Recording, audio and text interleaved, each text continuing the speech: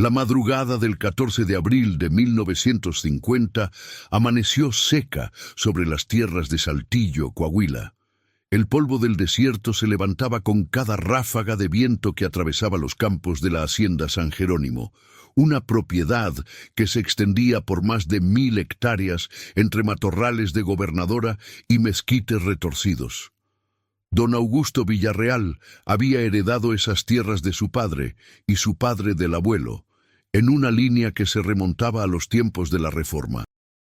Era un hombre de 62 años, de manos curtidas y espalda encorvada por décadas de trabajo bajo el sol implacable del norte mexicano. Su esposa, doña Remedios, tenía 58 años y un rostro marcado por arrugas que contaban historias de sequías, revoluciones y la crianza de 5 hijos en un lugar donde la vida nunca había sido fácil. La hacienda estaba ubicada a 18 kilómetros al sureste de Saltillo, tan lejos de la ciudad que las noches allí eran de un silencio absoluto, interrumpido únicamente por el aullido ocasional de los coyotes o el chirrido de las cigarras en verano. Para llegar a San Jerónimo había que tomar un camino de terracería que serpenteaba entre colinas áridas, un camino que en época de lluvias se volvía intransitable y que en primavera se llenaba de un polvo tan fino que se metía en los pulmones y dejaba un sabor amargo en la boca. Si te está gustando esta historia, suscríbete al canal y déjanos un comentario diciéndonos desde dónde nos estás viendo. Tu apoyo nos ayuda a seguir trayéndote historias como esta.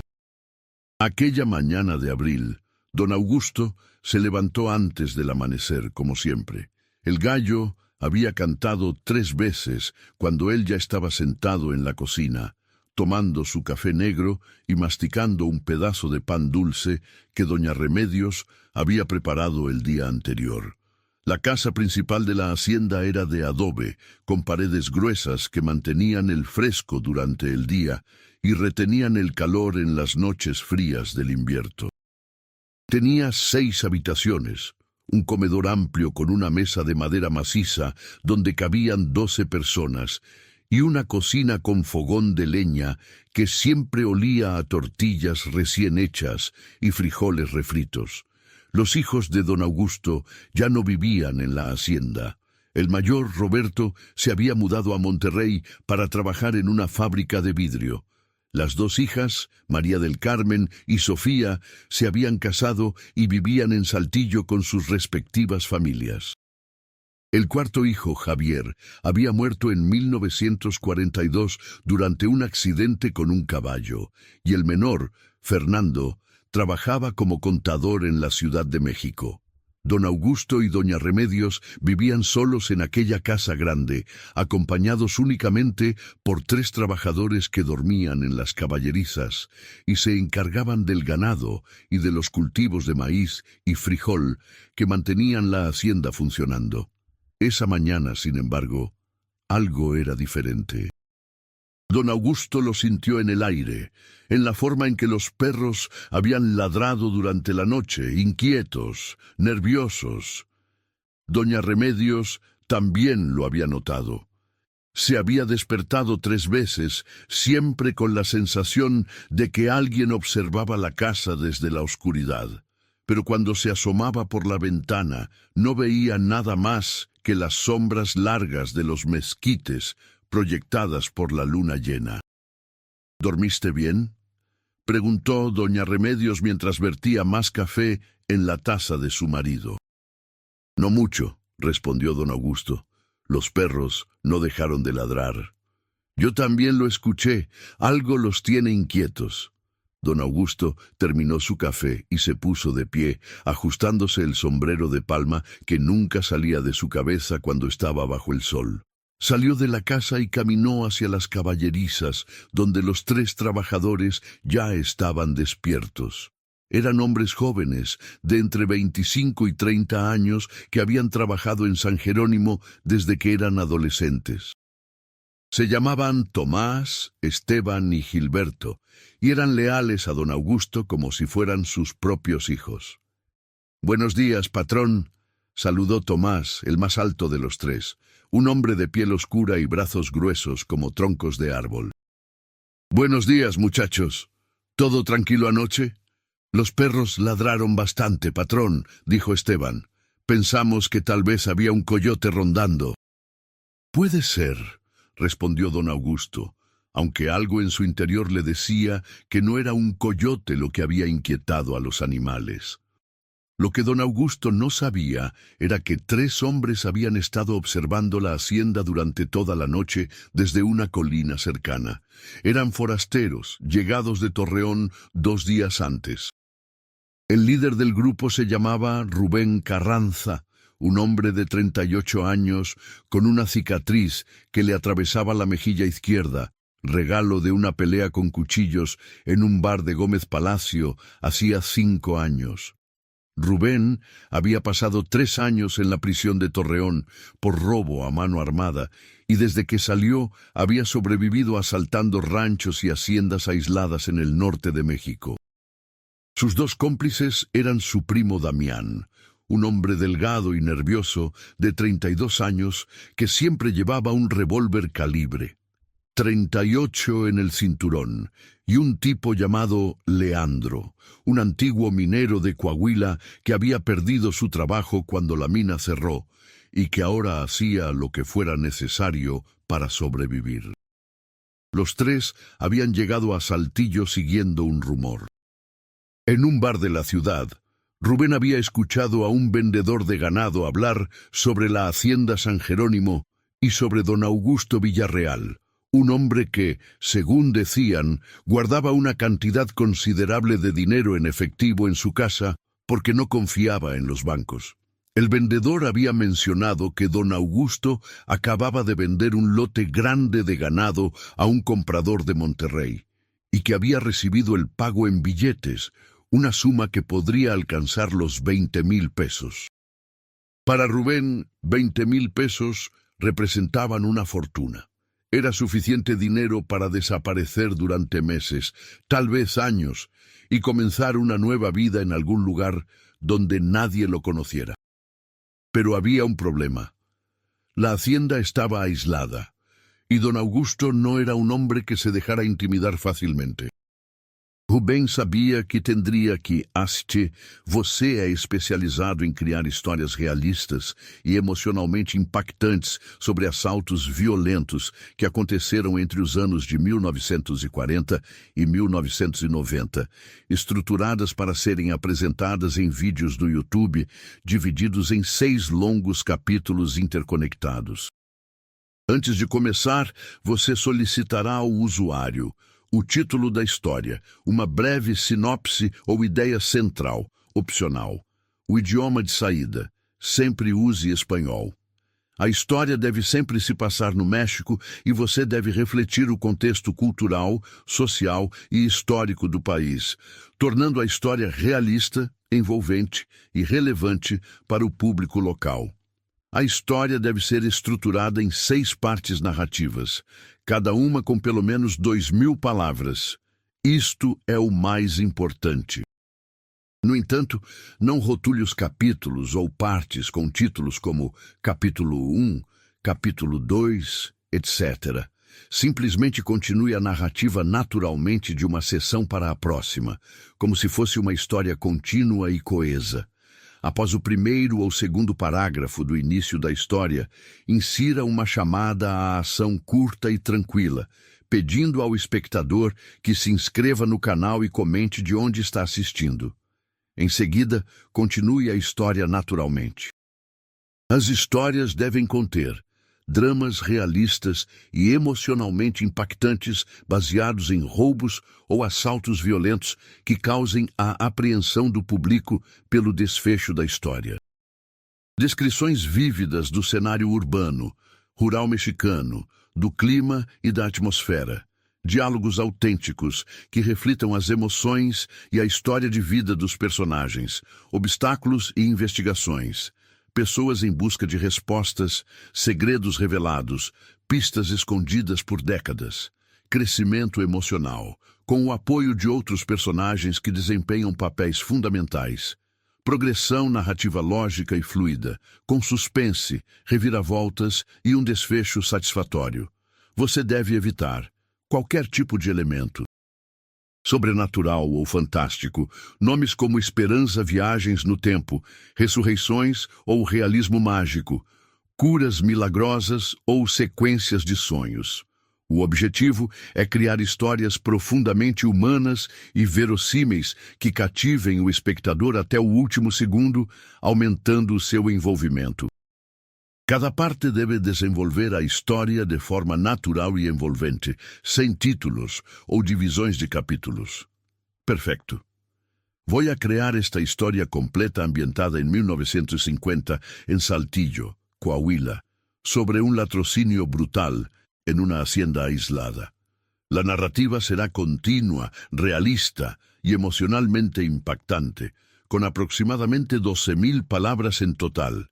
6 partes de al menos 2.000 palabras cada una, sin divisiones visibles de capítulos. La madrugada del 14 de abril de 1950 amaneció seca sobre las tierras de Saltillo, Coahuila. El polvo del desierto se levantaba con cada ráfaga de viento que atravesaba los campos de la hacienda San Jerónimo, una propiedad que se extendía por más de 1.000 hectáreas entre matorrales de gobernadora y mezquites retorcidos. Don Augusto Villarreal había heredado esas tierras de su padre y su padre del abuelo, en una línea que se remontaba a los tiempos de la Reforma. Era un hombre de 62 años, de manos curtidas y espalda encorvada por décadas de trabajo bajo el sol implacable del norte mexicano. Su esposa, doña Remedios, tenía 58 años y un rostro marcado por arrugas que contaban historias de sequías, revoluciones y la crianza de 5 hijos en un lugar donde la vida nunca había sido fácil. Si te está gustando esta historia, suscríbete al canal y déjanos un comentario diciéndonos desde dónde nos estás viendo. Tu apoyo nos ayuda a seguir trayéndote historias como esta. La hacienda estaba ubicada a 18 kilómetros al sureste de Saltillo, tan lejos de la ciudad que las noches allí eran de un silencio absoluto, interrumpido únicamente por el aullido ocasional de los coyotes o el chirrido de las cigarras en verano. Para llegar a San Jerónimo había que tomar un camino de terracería que serpenteaba entre colinas áridas, un camino que en época de lluvias se volvía intransitable y que en primavera se llenaba de un polvo tan fino que se metía en los pulmones y dejaba un sabor amargo en la boca. La propiedad había sobrevivido a la revolución casi intacta, milagro que don Augusto atribuía a la astucia de su padre, quien había sabido negociar tanto con villistas como con carrancistas, proveyéndoles caballos y provisiones a cambio de que respetaran las tierras y la vida de su familia. Aquella mañana de abril, don Augusto se levantó antes del amanecer, como siempre. El gallo había cantado 3 veces cuando él ya estaba sentado en la cocina, tomando su café negro y masticando un pedazo de pan dulce que doña Remedios había preparado el día anterior. La casa principal de la hacienda era de adobe, con paredes gruesas que mantenían el fresco durante el día y retenían el calor en las noches frías del invierno. Tenía 6 habitaciones, un comedor amplio con una mesa de madera maciza donde cabían 12 personas y una cocina con fogón de leña que siempre olía a tortillas recién hechas y frijoles refritos. Las vigas del techo eran de madera de mezquite, oscurecidas por décadas de humo, y en las paredes colgaban fotografías sepia de antepasados que miraban con seriedad desde sus marcos de madera tallada. Los hijos de don Augusto ya no vivían en la hacienda. El mayor, Roberto, se había mudado a Monterrey para trabajar en una fábrica de vidrio, persiguiendo el sueño de la industrialización que prometía transformar el norte de México.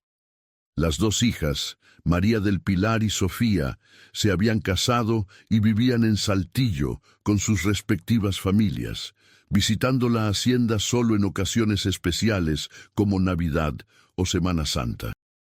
El cuarto hijo, Javier, había muerto en 1942 durante un accidente con un caballo, cuando el animal se espantó por una serpiente y lo arrojó contra una roca, partiéndole el cráneo. Don Augusto nunca había superado esa pérdida. El menor, Fernando, trabajaba como contador en la Ciudad de México, enviando cartas cada 2 meses en las que describía la grandeza de la capital y prometía visitas que rara vez se concretaban.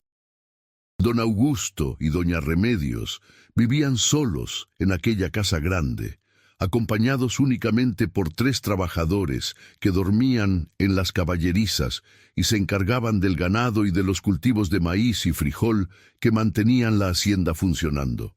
Eran tiempos difíciles para los rancheros. La sequía del año anterior había sido especialmente dura, y don Augusto había tenido que vender parte de su ganado a precios bajos solo para mantener a flote la operación. Pero la fortuna había cambiado en febrero, cuando un comprador de Monterrey le ofreció un precio excelente por un lote de 50 cabezas de ganado bovino. La venta le había dejado 22,000 pesos en efectivo, una suma considerable que don Augusto guardaba en una caja fuerte empotrada en la pared de su dormitorio, detrás de un retrato de la Virgen de Guadalupe que había pertenecido a su abuela. Don Augusto no confiaba en los bancos. Había visto demasiadas crisis, demasiadas quiebras, demasiadas historias de gente que perdía sus ahorros de toda una vida cuando algún banco cerraba sus puertas de la noche a la mañana. Prefería tener su dinero cerca, donde pudiera verlo y tocarlo, donde supiera que estaba seguro. Era una decisión que pronto lamentaría con cada fibra de su ser. Esa mañana, sin embargo, algo era diferente. Don Augusto lo sintió en el aire, en la forma en que los perros habían ladrado durante la noche, inquietos, nerviosos, con un tono de advertencia que no había escuchado en años. Doña Remedios también lo había notado. Se había despertado 3 veces, siempre con la sensación de que alguien observaba la casa desde la oscuridad, una presencia maligna que acechaba más allá del alcance de las lámparas de queroseno. Pero cuando se asomaba por la ventana, apartando la cortina de algodón descolorido, no veía nada más que las sombras largas de los mezquites proyectadas por la luna llena, que colgaba en el cielo como un ojo pálido y vigilante. ¿Dormiste bien?, preguntó doña Remedios mientras vertía más café en la taza de barro de su marido, el vapor elevándose en espirales perezosas en el aire fresco de la mañana. «No mucho», respondió don Augusto, frotándose los ojos cansados. Los perros no dejaron de ladrar. Parecía que habían visto al mismísimo diablo. Yo también lo escuché. Algo los tiene inquietos. Tal vez deberías revisar el perímetro antes de que los muchachos empiecen con el trabajo. Don Augusto asintió y terminó su café de un solo trago largo. Se puso de pie, ajustándose el cinturón de cuero gastado y el sombrero de palma que nunca salía de su cabeza cuando estaba bajo el sol. Salió de la casa por la puerta trasera y el aire matutino le golpeó el rostro con su frescura característica del desierto antes del amanecer. El cielo comenzaba a iluminarse por el este, tiñéndose de tonos naranjas y rosados que prometían otro día caluroso. Caminó hacia las caballerizas, donde los 3 trabajadores ya estaban despiertos, preparando los aparejos y alimentando a los caballos con forraje seco. Eran hombres jóvenes, de entre 25 y 30 años, que habían trabajado en San Jerónimo desde que eran adolescentes. Se llamaban Tomás, Esteban y Gilberto, y eran leales a don Augusto como si fueran sus propios hijos. Tomás era el más alto de los 3, un hombre de piel oscura curtida por el sol y brazos gruesos como troncos de árbol, capaz de cargar sacos de maíz de 50 kilos como si fueran plumas. Esteban era más bajo pero más ancho, con manos que parecían hechas para domar potros salvajes y una cicatriz en la frente que había ganado cuando un toro lo embistió hacía 3 años. Gilberto era el más joven, apenas 25 años, pero ya mostraba la sabiduría y la paciencia de un hombre mayor, especialmente cuando se trataba de arreglar cercas o reparar herramientas. «Buenos días, patrón», saludó Tomás, levantando la vista de la silla que estaba ajustando. «Buenos días, muchachos». «¿Todo tranquilo anoche?» «Los perros ladraron bastante, patrón», dijo Esteban, apoyándose en el mango de una pala. «Pensamos que tal vez había un coyote rondando, o quizás un puma bajó de las colinas. Ya sabe cómo se ponen cuando huelen algo extraño». «Puede ser», respondió don Augusto, aunque algo en su interior, una voz antigua y sabia que había aprendido a no ignorar después de 6 décadas de vida en el campo, le decía que no era un coyote ni un puma lo que había inquietado a los animales. Lo que don Augusto no sabía, lo que no podía saber mientras contemplaba el horizonte, iluminándose lentamente, era que 3 hombres habían estado observando la hacienda durante toda la noche desde una colina cercana, agazapados entre las rocas y los arbustos espinosos, estudiando cada movimiento, cada luz que se encendía y se apagaba, cada patrón de comportamiento. Eran forasteros, llegados de Torreón 2 días antes, hombres sin escrúpulos ni piedad, hombres para quienes la vida humana valía menos que los billetes que esperaban arrebatar. El líder del grupo se llamaba Rubén Carranza, un hombre de 38 años con una cicatriz que le atravesaba la mejilla izquierda desde el pómulo hasta la mandíbula, regalo de una pelea con cuchillos en un bar de Gómez Palacio hacía 5 años, cuando un borracho lo acusó de hacer trampa en una partida de póker. Rubén había matado a ese hombre aquella noche, enterrándole su propio cuchillo en el abdomen y dejándolo desangrarse en el callejón trasero del bar mientras los músicos seguían tocando corridos adentro, ajenos a la tragedia que se desarrollaba a metros de distancia. Había pasado 3 años en la prisión estatal de Torreón por homicidio, aunque su abogado había logrado reducir los cargos, argumentando defensa propia. En prisión, Rubén había conocido a hombres peores que él, criminales que le enseñaron que la violencia no era solo una herramienta de supervivencia, sino un negocio rentable si se aplicaba con suficiente brutalidad y determinación. Desde que salió de prisión hacía 2 años, Rubén había sobrevivido asaltando ranchos y haciendas aisladas en el norte de México, siempre eligiendo objetivos donde la policía tardaría horas en llegar, lugares donde los gritos no llegaban a oídos de nadie más que los buitres que sobrevolaban el desierto. Él había desarrollado un método simple pero efectivo: observar durante días, identificar las rutinas, esperar el momento perfecto, actuar con rapidez y violencia abrumadora y desaparecer antes de que alguien pudiera organizar una persecución. Había asaltado 8 propiedades en los últimos 18 meses, acumulando dinero suficiente para vivir cómodamente durante semanas entre cada golpe, gastándolo en cantinas y prostíbulos de pueblos donde nadie hacía preguntas. Sus 2 cómplices eran su primo Damián, un hombre delgado y nervioso de 32 años, con ojos hundidos y manos que temblaban constantemente, un temblor que solo se calmaba cuando sostenía el revólver calibre 38 que siempre llevaba en el cinturón.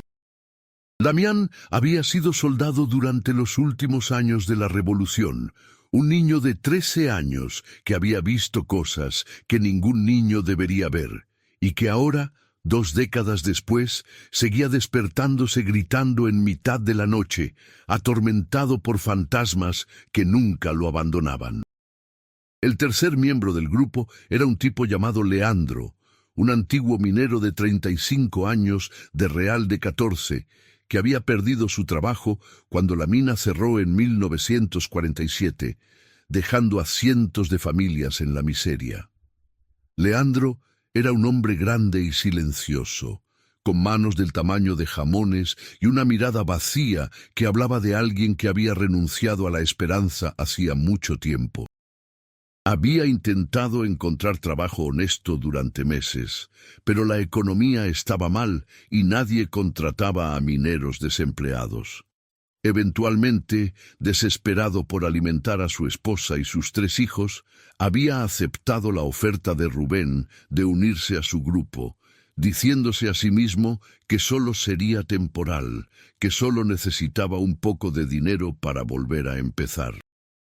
Pero después del primer asalto, después de ver lo fácil que era tomar lo que otros habían trabajado toda una vida para conseguir, algo en su interior había cambiado y ahora no podía imaginar volver a descender a las entrañas de la tierra para arrancar plata de las rocas por un salario miserable.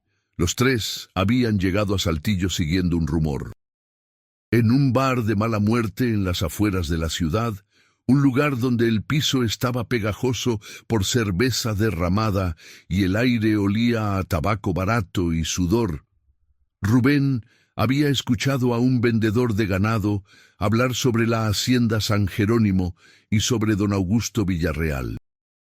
El vendedor, ya borracho a pesar de que apenas eran las 9 de la noche, había contado con la lengua suelta que don Augusto acababa de vender un lote grande de ganado a un comprador de Monterrey y que había recibido el pago completo en efectivo, en billetes que había guardado en su casa porque el viejo no confiaba en los bancos. El vendedor había mencionado una cifra, 20,000 pesos, tal vez más. Para Rubén, 20,000 pesos representaban una fortuna inimaginable.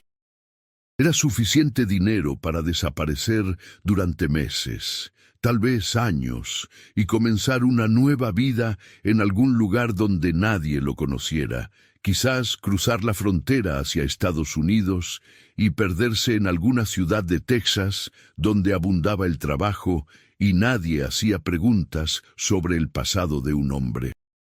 Pero había un problema. Y Rubén lo sabía. La hacienda estaba aislada, lo que era una ventaja, pero también estaba habitada por un hombre que, según todos los relatos, no era de los que se dejaban intimidar fácilmente. Don Augusto había sobrevivido a la revolución, había criado 5 hijos en un territorio hostil y seguramente tenía armas y sabía usarlas. Rubén decidió que necesitaban un plan cuidadoso. Durante 2 días completos, él y sus cómplices habían observado la hacienda desde diferentes posiciones, tomando nota de cuántas personas vivían allí, cuándo salían y entraban, qué rutinas seguían. Habían contado 5 personas en total, el viejo y su esposa y 3 trabajadores que parecían vivir en un edificio anexo, probablemente las caballerizas. Rubén había notado que los trabajadores se levantaban al amanecer y pasaban la mayor parte del día en los campos, regresando solo para comer y dormir. También había notado que la casa principal tenía ventanas con rejas de hierro, una medida de seguridad común en las haciendas aisladas, pero que la puerta trasera parecía más débil, protegida solo por una cerradura que un hombre fuerte podría forzar sin mucha dificultad. El plan era simple. Esperarían hasta la noche del viernes, cuando los trabajadores solían ir al pueblo a beber y visitar a sus familias. Rubén había confirmado esta información sobornando con algunas monedas a un niño que vendía periódicos en la plaza de Saltillo y que conocía a uno de los trabajadores de San Jerónimo. Una vez que los trabajadores se fueran, solo quedarían el viejo y su esposa, 2 personas viejas y débiles que no podrían ofrecer mucha resistencia. Entrarían por la fuerza, intimidarían a los viejos hasta que revelaran dónde estaba el dinero. tomarían todo lo de valor que pudieran cargar y desaparecerían en la oscuridad del desierto antes de que alguien pudiera alertar a las autoridades. Lo que Rubén no había anticipado, lo que su arrogancia y su desprecio por sus víctimas le habían impedido considerar, era que el viernes por la noche los 3 trabajadores decidieron quedarse en la hacienda. Tomás había enfermado con un dolor de estómago que lo mantenía cerca del baño.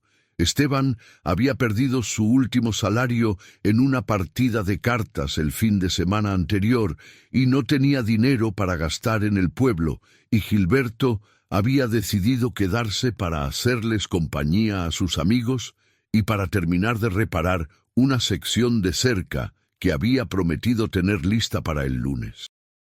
Cuando Rubén, Damián y Leandro se acercaron a la hacienda pasada la medianoche, esperando encontrar solo a los viejos dormidos e indefensos, no sabían que había 3 hombres jóvenes y fuertes durmiendo en las caballerizas, hombres que se despertarían al primer sonido de problemas y que lucharían por proteger a la familia que los había tratado como propios durante años.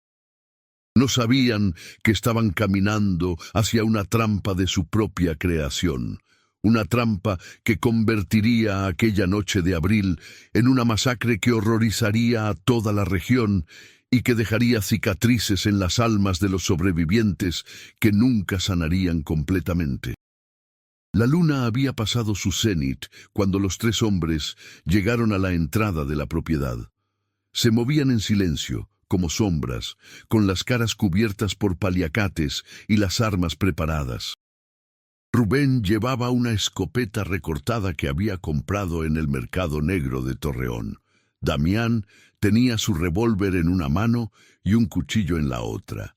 Y Leandro cargaba un machete largo que había usado para cortar caña de azúcar en su juventud, antes de que la vida lo empujara hacia las minas y eventualmente hacia este momento, este punto de no retorno del que no habría vuelta atrás.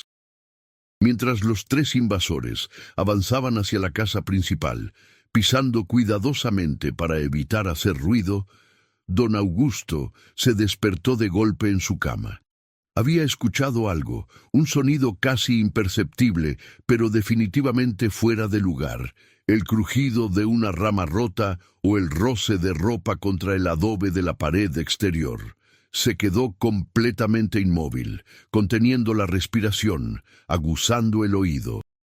A su lado, doña Remedios también estaba despierta, sus ojos brillando en la oscuridad con el mismo miedo primordial que había mantenido viva a la humanidad durante milenios, el miedo a los depredadores que acechan en la noche. «¿Augusto?», susurró ella, su voz apenas audible. «Shh», respondió él, llevándose un dedo a los labios. «Hay alguien afuera». Se levantó de la cama lentamente, sus rodillas crujiendo protestando por el movimiento repentino después de horas de inactividad.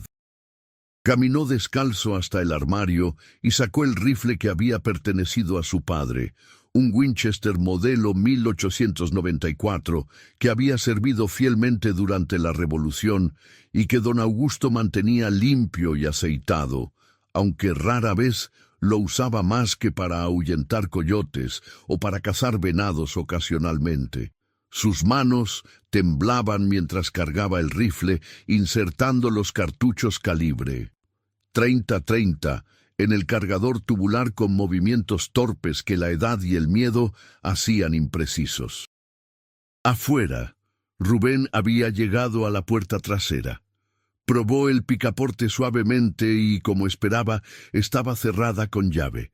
Hizo una seña a Leandro, quien se adelantó con el machete y lo usó como palanca, insertando la hoja entre la puerta y el marco, aplicando presión hasta que la vieja madera comenzó a astillarse. El sonido fue más fuerte de lo que Rubén había anticipado, un crujido seco que resonó en el silencio de la noche como un disparo. En las caballerizas, Tomás se despertó instantáneamente. Había dormido inquieto, su estómago todavía revolviéndose y el sonido de madera rompiéndose penetró su sueño ligero como un cuchillo. Se incorporó en su catre, mirando hacia la ventana, y vio 3 figuras oscuras moviéndose cerca de la casa principal. Su corazón comenzó a latir más rápido y sacudió violentamente a Esteban y Gilberto, quienes dormían en los catres vecinos. «Despierten», susurró con urgencia. «Hay alguien en la casa del patrón». Los 3 hombres se pusieron de pie de un salto, todavía aturdidos por el sueño, pero inmediatamente alerta. Gilberto corrió hacia un baúl en la esquina y sacó 2 machetes y una vieja pistola que don Augusto les había dado para protegerse de animales salvajes. Esteban agarró una barra de hierro que usaban para ajustar las herraduras de los caballos.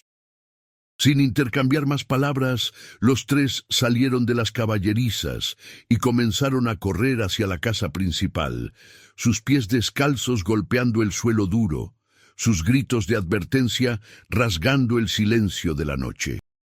«¡Patrón! ¡Están atacando la casa!». La puerta trasera cedió con un último crujido y Rubén entró primero, la escopeta apuntando hacia adelante, sus ojos ajustándose rápidamente a la oscuridad del interior. Damián y Leandro lo siguieron, dispersándose inmediatamente como habían practicado, buscando blancos, buscando resistencia. Rubén apenas había dado 3 pasos cuando vio la figura de don Augusto emergiendo del corredor, el rifle en sus manos, y todo sucedió demasiado rápido. Don Augusto levantó el Winchester y disparó sin apuntar cuidadosamente, el retroceso del rifle casi arrancándoselo de las manos, el estruendo del disparo ensordecedor en el espacio confinado de la cocina. La bala pasó silbando junto a la oreja de Rubén, tan cerca que sintió el calor de su trayectoria, e impactó en la pared de adobe detrás de él, levantando una nube de polvo. Rubén reaccionó por puro instinto, levantando la escopeta y disparando ambos cañones al mismo tiempo. La explosión de perdigones atravesando el aire y encontrando a don Augusto en pleno pecho. El impacto lanzó a don Augusto hacia atrás como si una mula lo hubiera pateado. Cayó al suelo con un golpe sordo, el rifle escapándose de sus manos y deslizándose por el piso de tierra compactada. Doña Remedios gritó, un sonido agudo y penetrante que habría despertado a los muertos, y corrió hacia su marido, cayendo de rodillas junto a él, sus manos tocando desesperadamente el pecho destrozado, de donde brotaba sangre oscura que se extendía por su camisón blanco como tinta derramada. «Augusto, no, no, no. Dios mío, por favor». Pero don Augusto ya no podía escucharla. Sus ojos miraban hacia el techo sin ver nada, su boca abierta en un último aliento que nunca terminó de salir, su vida escapándose de él en charcos carmesí que se expandían por el suelo. Había muerto instantáneamente, su corazón perforado por más de una docena de perdigones que habían convertido su pecho en una masa sanguinolenta de carne destrozada. Rubén se quedó paralizado por un momento, mirando el cuerpo, procesando lo que acababa de hacer. No había querido matar al viejo, al menos no tan pronto, no antes de que revelara dónde estaba el dinero. Pero ahora era demasiado tarde para arrepentimientos, demasiado tarde para nada excepto seguir adelante y terminar lo que habían comenzado. En ese preciso instante, Tomás, Esteban y Gilberto irrumpieron por la puerta trasera destrozada y el infierno se desató en la hacienda San Jerónimo. Tomás fue el primero en entrar y vio inmediatamente la escena. Don Augusto muerto en el suelo, doña Remedios arrodillada junto a él cubierta de sangre, y 3 hombres armados en medio de la cocina. No pensó, simplemente reaccionó, lanzándose contra el más cercano, que resultó ser Damián. Los 2 hombres chocaron con fuerza brutal, cayendo al suelo en un enredo de brazos y piernas. El revólver de Damián disparó una vez. la bala perforando el techo de madera y enviando astillas de mezquite lloviendo sobre ellos. Esteban se lanzó contra Leandro, balanceando la barra de hierro con toda su fuerza. Leandro levantó el machete para bloquear el golpe, y el metal chocó contra metal con un sonido que resonó como una campana. Los dos hombres comenzaron una danza mortal, golpeando y esquivando, cada uno buscando una apertura para asestar el golpe definitivo. Gilberto apuntó su vieja pistola hacia Rubén, quien estaba recargando su escopeta con manos temblorosas, todavía en shock por haber matado a don Augusto. Gilberto jaló el gatillo, pero el arma hizo clic sin disparar. La munición estaba demasiado vieja, el percutor demasiado desgastado. Maldijo y arrojó la pistola inútil a un lado, sacando el machete que llevaba en el cinturón y avanzando hacia Rubén con determinación asesina. Doña Remedios seguía arrodillada junto a su marido, sollozando incontrolablemente, sus manos presionando inútilmente el pecho destrozado de don Augusto como si pudiera contener su vida, que se escapaba. Su mente no podía procesar lo que estaba sucediendo. Hacía solo minutos estaban durmiendo pacíficamente en su cama, soñando con visitar a sus hijas el próximo domingo, y ahora su esposo de 40 años estaba muerto, asesinado por extraños en su propia cocina, su sangre empapando el piso donde habían cocinado miles de comidas, donde habían criado a sus hijos, donde habían compartido incontables momentos de felicidad y tristeza. Tomás y Damián rodaban por el suelo, cada uno tratando de obtener la ventaja. Las manos de Tomás encontraron el cuello de Damián y comenzaron a apretar con la fuerza de décadas de trabajo físico. Damián, entrando en pánico, buscó desesperadamente su cuchillo con una mano, mientras con la otra intentaba liberar su cuello. Sus dedos encontraron el mango del cuchillo y lo sacó de su vaina, hundiendo la hoja en el costado de Tomás, una vez, 2 veces, 3 veces, apuñaladas rápidas y desesperadas que penetraban entre las costillas. Tomás gritó de dolor, pero no soltó su agarre. Si iba a morir, llevaría a este hijo de perra con él. Apretó más fuerte, sintiendo la tráquea de Damián crujiendo bajo sus dedos, viendo los ojos del hombre ensancharse con terror, mientras su cara se ponía púrpura. Damián apuñaló una 4ª vez, una 5ª, buscando órganos vitales, y finalmente la hoja encontró algo importante. La sangre brotó de la boca de Tomás en un flujo repentino, y sus manos se aflojaron involuntariamente.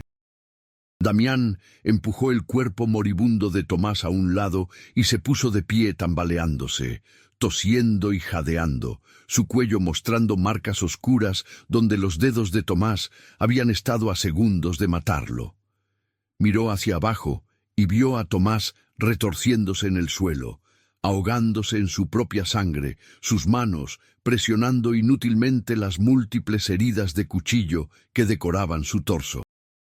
Damián levantó el cuchillo ensangrentado, respirando con dificultad, y se preparó para asestar el golpe final.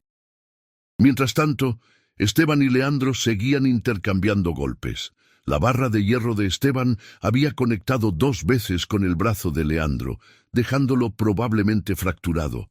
Pero Leandro había logrado cortar a Esteban en el hombro con el machete, una herida profunda que sangraba profusamente. Los 2 hombres estaban agotados, jadeando, pero ninguno dispuesto a rendirse. Leandro lanzó un tajo horizontal destinado a decapitar a Esteban, pero Esteban se agachó justo a tiempo y la hoja pasó silbando sobre su cabeza. Contraatacó con la barra, golpeando las rodillas de Leandro con un crujido sickening. Leandro gritó y cayó al suelo, sus piernas incapaces de soportar su peso. Esteban levantó la barra sobre su cabeza, preparándose para aplastar el cráneo de Leandro, cuando un disparo resonó en la cocina. Una bala impactó a Esteban en la espalda, entrando justo debajo del omóplato izquierdo y saliendo por su pecho, atravesando su pulmón. Esteban se tambaleó hacia adelante, soltando la barra de hierro que cayó al suelo con un sonido metálico. Se giró lentamente y vio a Damián de pie cerca de la puerta, el revólver humeante en su mano, una sonrisa cruel en su rostro golpeado. Esteban intentó hablar, pero solo pudo toser sangre. Cayó de rodillas, luego hacia adelante, su cuerpo golpeando el suelo junto a Tomás, quien ya había dejado de moverse, sus ojos vidriosos mirando hacia la nada. Dos hombres buenos, dos hombres que solo habían querido proteger a la familia que amaban, muertos en cuestión de minutos en una cocina que olía a pólvora, sangre y muerte. Gilberto, viendo a sus amigos caer, sintió algo romperse en su interior. Un grito primitivo salió de su garganta y cargó contra Rubén con el machete levantado, toda precaución abandonada, solo quedando furia y dolor. Rubén había logrado recargar su escopeta y levantó el arma, pero Gilberto era más rápido. El machete cortó hacia abajo y cercenó los dedos de la mano izquierda de Rubén, que cayeron al suelo aún aferrados al guardamanos de la escopeta. Rubén gritó y retrocedió tropezando, su mano mutilada chorreando sangre, la escopeta cayendo de su agarre. Gilberto presionó su ventaja, balanceando el machete nuevamente, pero Rubén se lanzó hacia un lado y el machete se enterró en la mesa de madera. Mientras Gilberto intentaba liberar el arma, Rubén sacó un revólver pequeño que llevaba escondido en su bota y disparó 3 veces a quemarropa. Las 3 balas impactaron a Gilberto en el abdomen, cavándose profundamente en sus entrañas. Gilberto soltó el machete y se agarró el estómago, mirando con incredulidad la sangre que brotaba entre sus dedos. Se tambaleó hacia atrás, chocó contra la pared y se deslizó lentamente hasta quedar sentado, dejando un rastro carmesí en el adobe blanco. «No, no puede ser», susurró Gilberto, sus ojos llenándose de lágrimas no solo de dolor, sino de la comprensión de que nunca volvería a ver a su madre, que vivía en un pequeño pueblo a 100 kilómetros de distancia y a quien había prometido visitar el próximo mes con parte de su salario ahorrado. El silencio descendió sobre la cocina, roto solo por gemidos de agonía y respiraciones laboriosas. 4 hombres estaban muertos o moribundos. El piso era un charco de sangre que se mezclaba y extendía. Imposible distinguir de quién provenía cada mancha carmesí. Doña Remedios permanecía arrodillada junto a su marido, en shock, su mente refugiándose en algún lugar profundo de donde podría nunca regresar completamente. Rubén se envolvió su mano mutilada con un trapo, apretando los dientes contra el dolor insoportable. Damián estaba apoyado contra una pared, todavía jadeando, su cuello moretoneado, tosiendo esporádicamente. Leandro había logrado ponerse de pie cojeando, apoyándose contra el fregadero, sus piernas apenas capaces de soportar su peso. «Tenemos que encontrar el dinero y salir de aquí», dijo Rubén con voz ronca. «Esto se fue al carajo, pero no nos iremos con las manos vacías». Se acercó a doña Remedios y la agarró bruscamente por el brazo, arrancándola de al lado del cuerpo de su marido. «¿Dónde está el dinero, vieja? Sé que lo tienen. Dímelo ahora, o te mato como maté a tu marido». Doña Remedios lo miró con ojos vacíos, como si no pudiera entender las palabras que salían de su boca.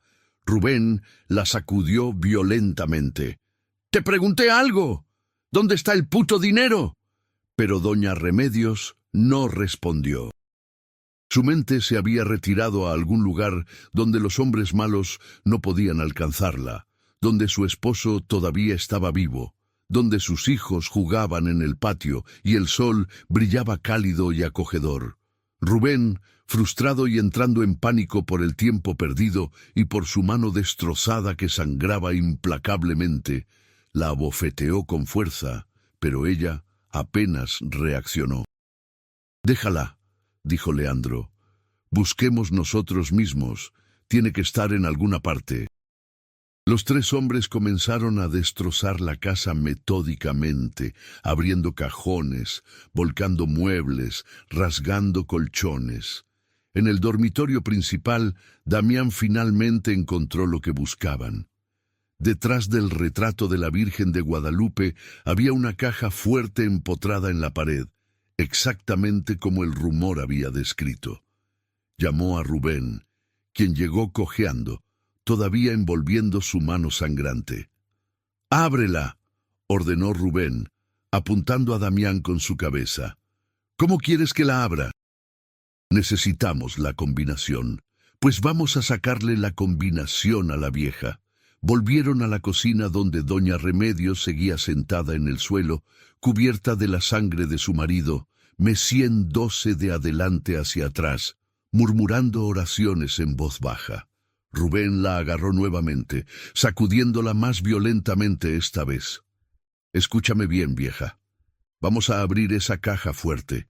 Puedes darnos la combinación ahora y esto termina, o podemos torturarte hasta que nos la des. Tú eliges». Doña Remedios finalmente pareció volver a la realidad, sus ojos enfocándose en el rostro de Rubén, viendo la maldad allí, la ausencia total de humanidad. Y algo cambió en ella. El miedo fue reemplazado por odio, un odio tan puro y ardiente que casi podía sentirse físicamente. «Pudránse en el infierno», escupió. «No les daré nada. Mataron a mi esposo, mataron a nuestros muchachos. Prefiero morir antes que darles un solo peso». Rubén rió amargamente. «¿Crees que no lo haré?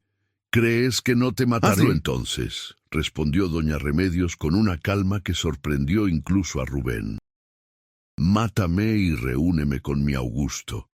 Ya no me queda nada por lo que vivir». Rubén sintió rabia crecer en su pecho.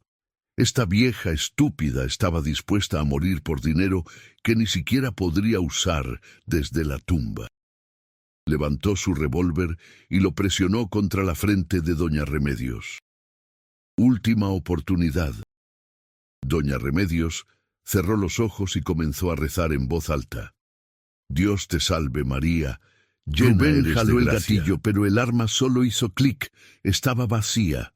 En la furia del combate había olvidado contar sus disparos. Maldijo y buscó en sus bolsillos más munición, pero se dio cuenta de que había dejado sus balas extra en su chaqueta, que estaba afuera donde habían escondido sus caballos. Damián se adelantó, su revólver en la mano. «Yo lo haré». «No», dijo Leandro de repente, su voz sorprendentemente fuerte.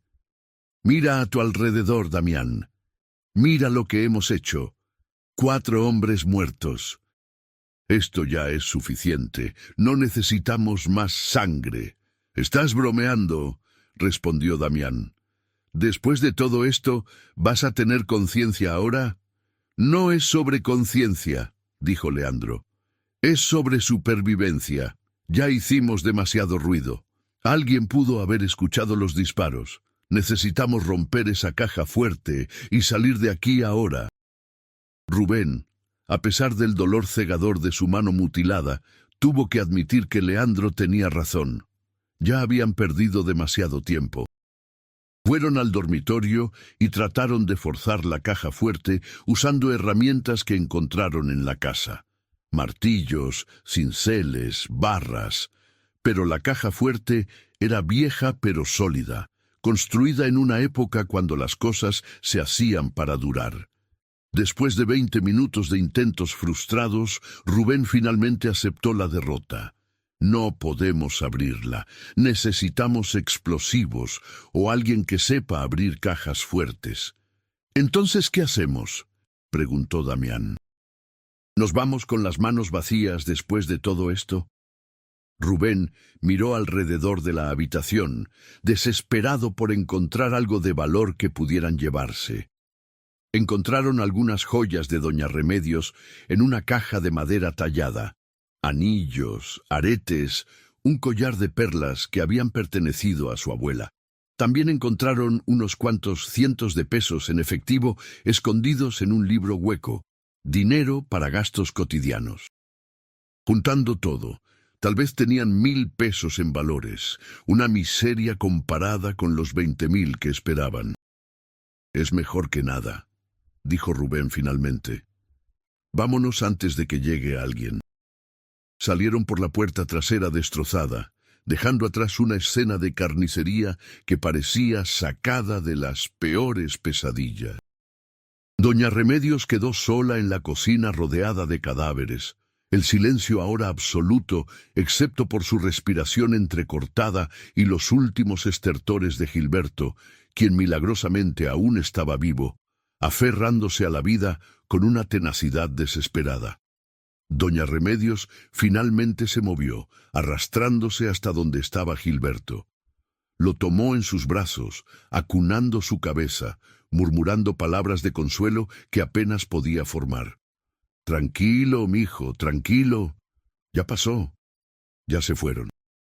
Gilberto abrió los ojos con esfuerzo y miró el rostro de doña Remedios, una mujer que había sido como una segunda madre para él. Lo siento, patrona. No pudimos protegerlos». «Shh, no digas eso. Hicieron lo que pudieron. Fueron muy valientes. Mi mamá, dígale a mi mamá que la quiero». «Se lo diré, mijo. Te lo prometo». Gilberto intentó sonreír, pero le salió más como una mueca de dolor. Su respiración se estaba volviendo más superficial, más espaciada.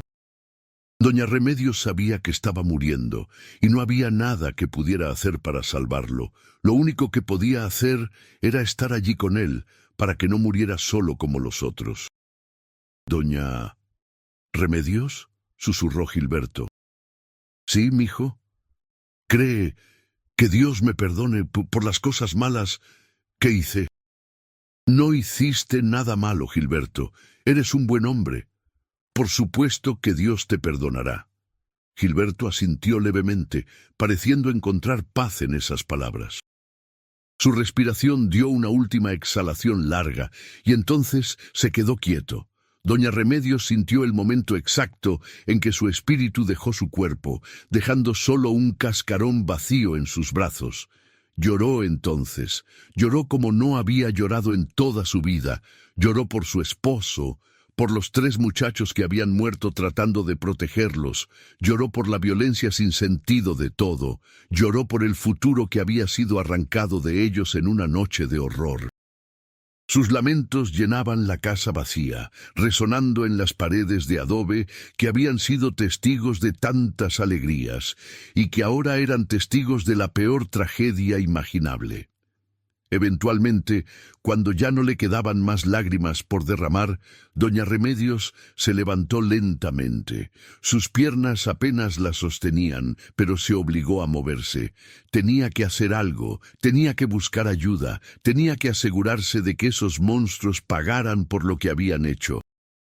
Salió de la casa y comenzó a caminar por el camino de terracería que llevaba a Saltillo, sus pies descalzos, sangrando en las piedras agudas, su camisón empapado de sangre seca que se pegaba a su piel. Caminó durante lo que parecieron horas, aunque probablemente fueron menos de 2. El sol estaba comenzando a salir cuando finalmente vio las primeras casas de las afueras de Saltillo.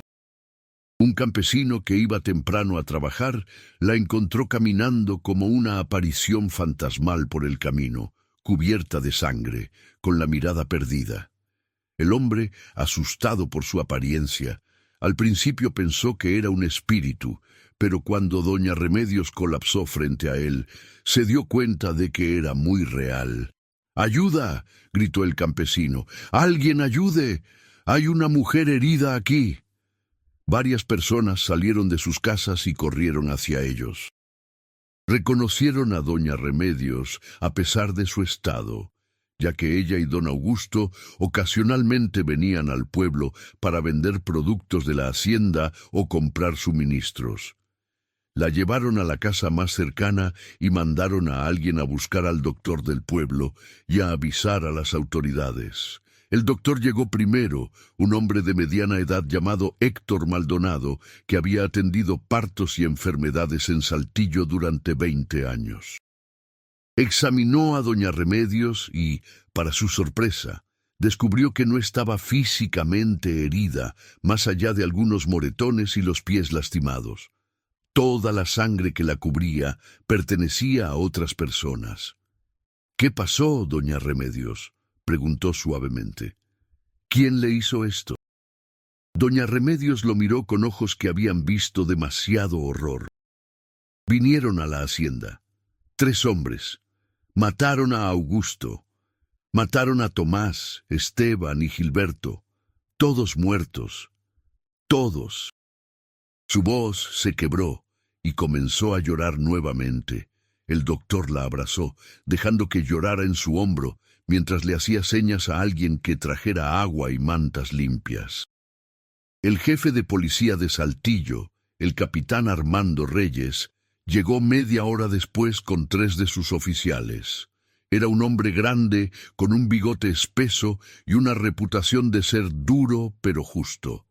Escuchó el relato fragmentado de doña Remedios, haciendo preguntas cuando era necesario, tomando notas en una pequeña libreta. Puede describir a los atacantes. 3 hombres, uno con una cicatriz en la cara. Llevaban paliacates, armas, escopeta, revólveres. Escuchó algún nombre, algo que pudiera ayudarnos a identificarlos. Doña Remedios negó con la cabeza. No, hablaron entre ellos, pero no recuerdo. Todo pasó tan rápido. El capitán Reyes sabía que necesitaba actuar rápido. Asignó a 2 de sus oficiales para que se quedaran protegiendo a doña Remedios y partió con el tercero hacia la hacienda San Jerónimo, llevando consigo al doctor Maldonado en caso de que milagrosamente alguien todavía estuviera vivo. Cuando llegaron a la hacienda y entraron a la casa, incluso el capitán Reyes, quien había visto su parte de violencia durante sus años de servicio, tuvo que contener el impulso de vomitar. La escena era peor de lo que había imaginado. 4 cuerpos yacían en charcos de sangre seca que se había vuelto casi negra. El olor era insoportable, una mezcla de sangre, pólvora y el inicio de la descomposición en el calor creciente de la mañana. El doctor Maldonado verificó cada cuerpo, confirmando lo que ya era obvio. Todos estaban muertos y habían estado muertos durante horas. Examinó las heridas, tomando nota mental de cada una. Don Augusto murió por heridas de escopeta en el pecho. Este joven tiene múltiples heridas de arma blanca. Este otro tiene una herida de bala en la espalda. Y este último tiene heridas de bala en el abdomen. El capitán Reyes caminó cuidadosamente alrededor de la escena, tratando de reconstruir lo que había pasado. Vio la puerta trasera destrozada, las marcas de lucha por toda la cocina, los casquillos de bala en el suelo. Era claro que había habido una pelea feroz. También notó algo más, rastros de sangre que llevaban hacia el dormitorio principal y luego hacia afuera. Al menos uno de los atacantes había sido herido, posiblemente de gravedad. «Tenemos que organizar una partida de búsqueda», dijo el capitán. «Están heridos, no pueden haber ido muy lejos, y necesito enviar telegramas a Monterrey y Torreón, alertar a otras jurisdicciones. Estos hombres son peligrosos y probablemente intentarán cruzar la frontera». Durante los siguientes días, el capitán Reyes trabajó incansablemente en el caso.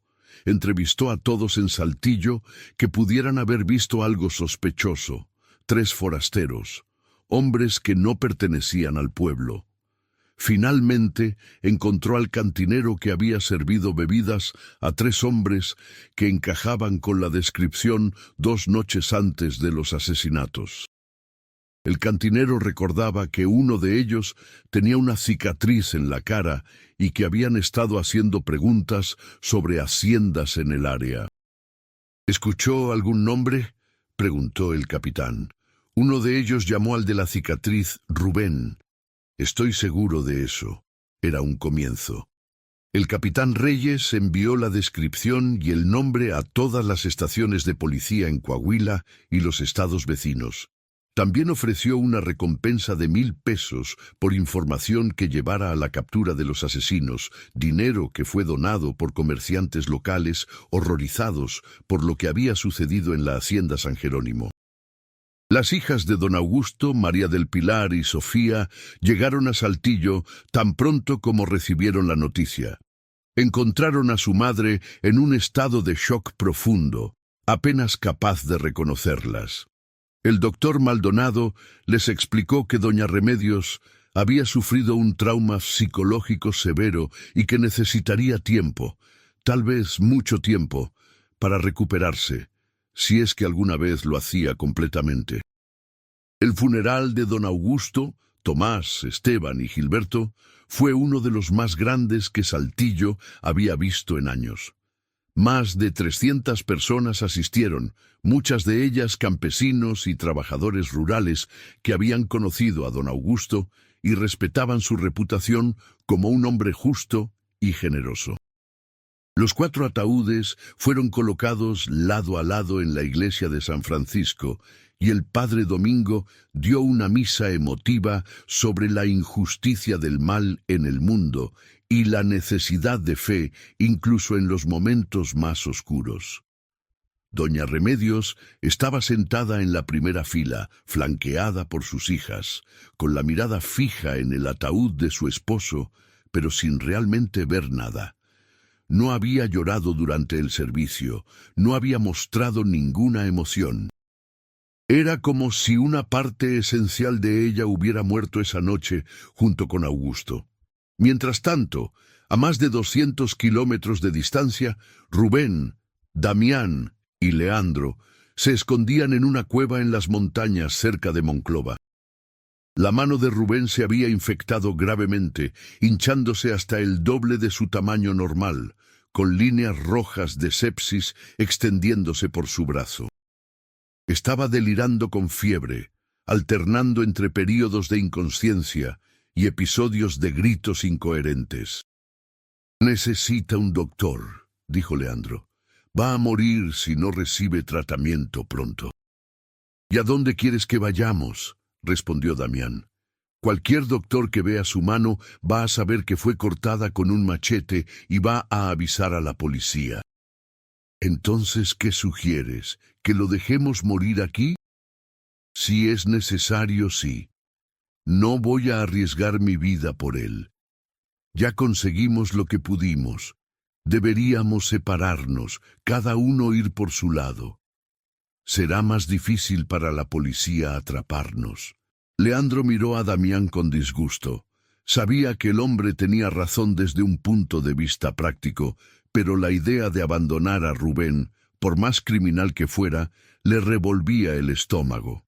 Sin embargo, después de todo lo que habían hecho, después de todas las líneas que habían cruzado, ¿qué era una más? «Está bien», dijo Leandro finalmente. «Dividamos el dinero y las joyas, y cada uno se va por su camino». Dividieron el botín patético, 333 pesos para cada uno, más 1 o 2 piezas de joyería que podrían vender por algunos pesos más. Era una cantidad ridícula, considerando lo que habían hecho para conseguirla, considerando las 5 vidas que se habían perdido. Ahora eran hombres buscados con recompensas sobre sus cabezas. Damián se fue primero, desapareciendo en la oscuridad de la noche, sin siquiera despedirse. Leandro se quedó un momento más, mirando a Rubén, que yacía inconsciente en el suelo de la cueva, su respiración superficial y errática. Sabía que debería matarlo, que sería un acto de misericordia comparado con dejarlo morir lentamente de infección. Pero no pudo hacerlo, ya había suficiente sangre en sus manos. Se dio la vuelta y se marchó, dejando a Rubén solo con su fiebre y sus pesadillas. Rubén Carranza murió 3 días después en esa cueva, solo y delirante, gritando nombres que nadie escuchaba, viendo rostros que solo existían en su conciencia culpable. Su cuerpo fue descubierto 2 semanas más tarde por un pastor de cabras que estaba buscando animales perdidos. Para entonces, los buitres y los animales salvajes habían hecho su trabajo, y lo que quedaba era apenas reconocible como humano. La policía identificó el cuerpo por la cicatriz en la cara y por los dedos cercenados de la mano izquierda. También encontraron un revólver cerca del cuerpo y algunas monedas en sus bolsillos, lo último que quedaba del botín por el que había matado. La noticia de la muerte de Rubén llegó a Saltillo, pero trajo poco consuelo. 2 de los asesinos seguían libres, en algún lugar, llevando vidas que don Augusto, Tomás, Esteban y Gilberto nunca tendrían la oportunidad de vivir. El capitán Reyes intensificó la búsqueda de Damián y Leandro.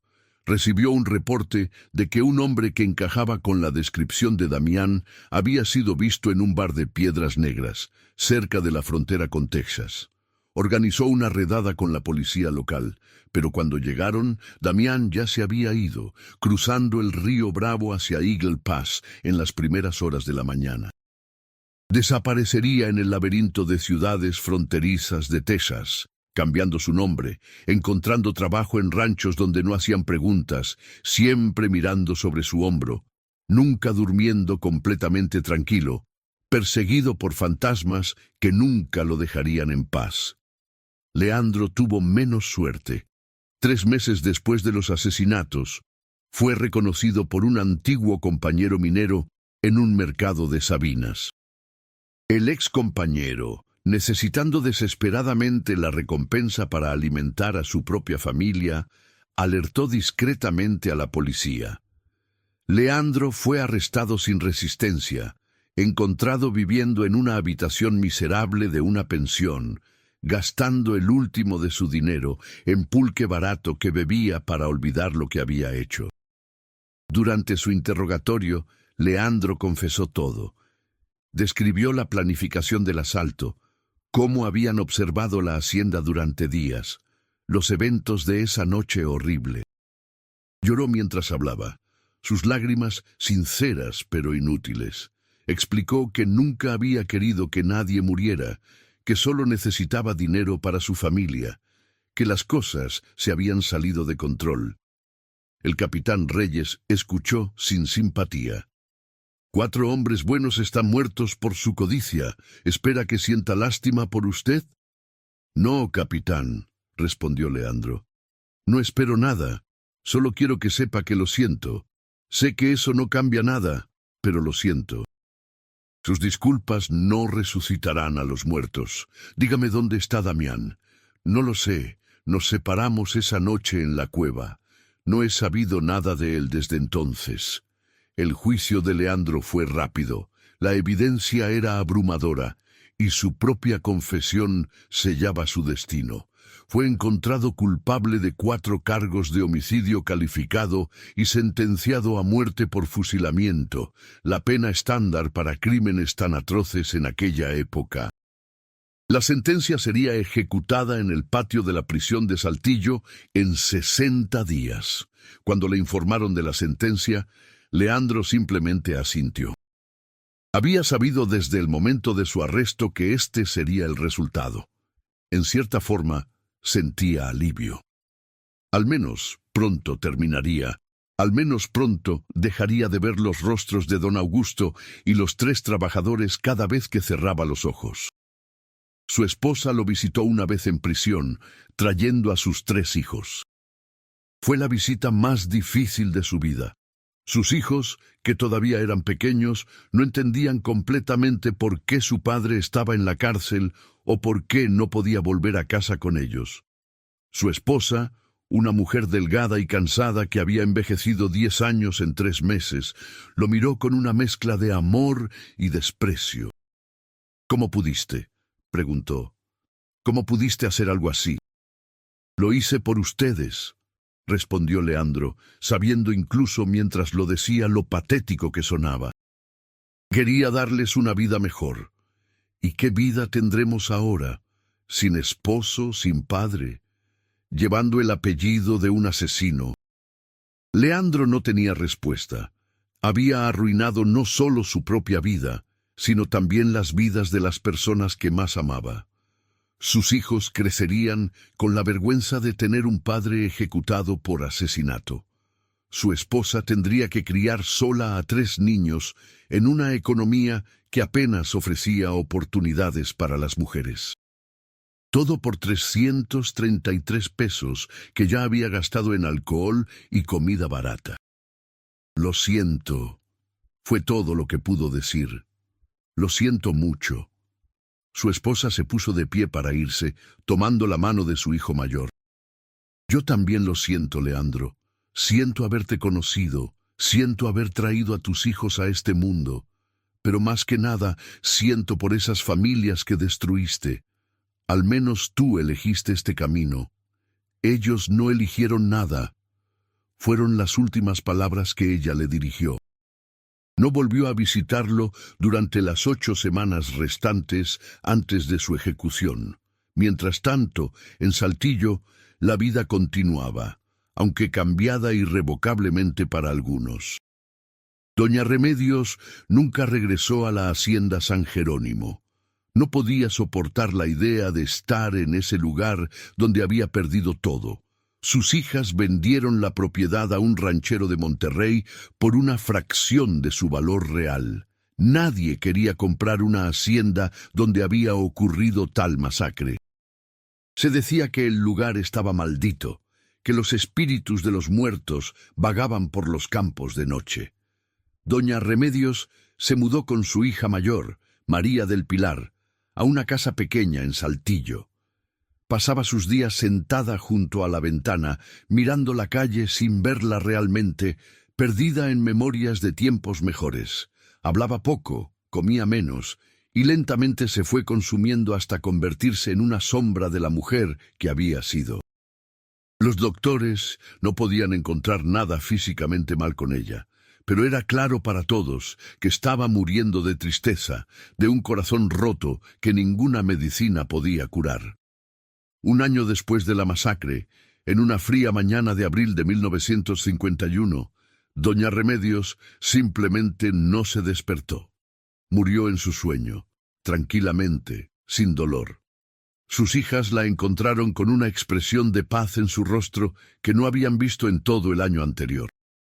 En su mano apretaba una fotografía vieja de su boda con don Augusto, tomada 42 años antes, cuando ambos eran jóvenes y el mundo parecía lleno de posibilidades infinitas. La enterraron junto a don Augusto en el cementerio municipal, bajo un mezquite que daba sombra a sus tumbas. Sus hijas pusieron una lápida simple que decía Remedios Sánchez de Villarreal, 1892-1951, reunida con su amado esposo, que descansen en paz juntos. El día de la ejecución de Leandro, el capitán Reyes se presentó en la prisión como testigo oficial. Era su deber, aunque no encontraba placer en ello. Leandro fue llevado al paredón a las 6 de la mañana, como era costumbre. Le ofrecieron vendar sus ojos, pero él rechazó.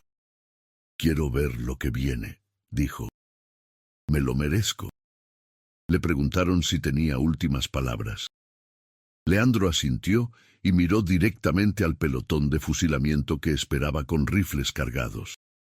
«A las familias de don Augusto Villarreal, Tomás Hernández, Esteban Morales y Gilberto Sánchez, no espero su perdón porque no lo merezco. Lo que hice fue imperdonable. Solo puedo decir que si pudiera cambiar el pasado, lo haría. Si pudiera darles de vuelta a sus seres queridos a cambio de mi vida, lo haría sin dudarlo. Pero no puedo. Así que todo lo que puedo hacer es aceptar mi castigo y esperar que mi muerte les traiga algo de paz». Hizo una pausa, sus ojos llenándose de lágrimas. «A mi esposa y mis hijos, los amo. Lo siento por haberlos fallado. Sean mejores de lo que fui yo. Aprendan de mis errores. No dejen que la desesperación los lleve por el camino equivocado como me llevó a mí». El comandante del pelotón dio la orden. 8 rifles dispararon simultáneamente. Leandro cayó, muerto antes de tocar el suelo. Su cuerpo fue entregado a su esposa, quien lo enterró en una tumba sin nombre en el cementerio de los pobres. No hubo servicio fúnebre, no hubo lágrimas públicas. Era como si Leandro nunca hubiera existido, borrado de la historia, excepto en los archivos policiales y en las memorias de aquellos que habían sufrido por sus acciones. El capitán Reyes continuó buscando a Damián durante años, pero el hombre había desaparecido completamente. Ocasionalmente llegaban reportes de avistamientos, alguien que se parecía a él visto trabajando en un rancho en Texas o en una fábrica en Oklahoma, pero cada vez que la policía investigaba, la pista se enfriaba. Damián había aprendido bien cómo vivir en las sombras, cómo borrar su pasado y reinventarse. Sin embargo, no pudo escapar de sus propios demonios. En 1957, 7 años después de la masacre de la Hacienda San Jerónimo, un vaquero llamado Daniel Márquez fue encontrado muerto en un motel barato de Amarillo, Texas. Había muerto por una sobredosis de barbitúricos mezclados con alcohol, aparentemente un suicidio. Entre sus escasas posesiones, la policía encontró documentos de identidad falsos y escondida en el dobladillo de su chaqueta, una fotografía amarillenta de 3 niños pequeños, junto con una nota escrita en español que decía: «Perdóname, mamá. No pude vivir con lo que hice». Un investigador meticuloso notó ciertas similitudes entre este Daniel Márquez y la descripción de Damián que todavía circulaba en los boletines de personas buscadas. Enviaron las huellas dactilares a México y finalmente confirmaron la identidad. Damián había muerto como había vivido sus últimos años, solo, atormentado, bajo un nombre falso, sin nadie que llorara su muerte. El capitán Reyes recibió la notificación en su oficina de Saltillo. Tenía 60 años ahora y estaba a punto de retirarse. El caso de la Hacienda San Jerónimo había sido el más difícil de su carrera, el que había dejado las cicatrices más profundas. Miró la fotografía de Damián muerto en la morgue de Amarillo y no sintió satisfacción, solo tristeza por el desperdicio de todo, por las vidas arruinadas y destruidas, por el dolor que se había extendido como ondas en un estanque, tocando a docenas de personas, devastando familias enteras. Cerró el archivo finalmente, después de 7 años, escribiendo en su informe final: «Caso cerrado. Los 3 perpetradores han sido identificados. Uno murió por sus heridas, uno fue ejecutado por el Estado, uno se suicidó.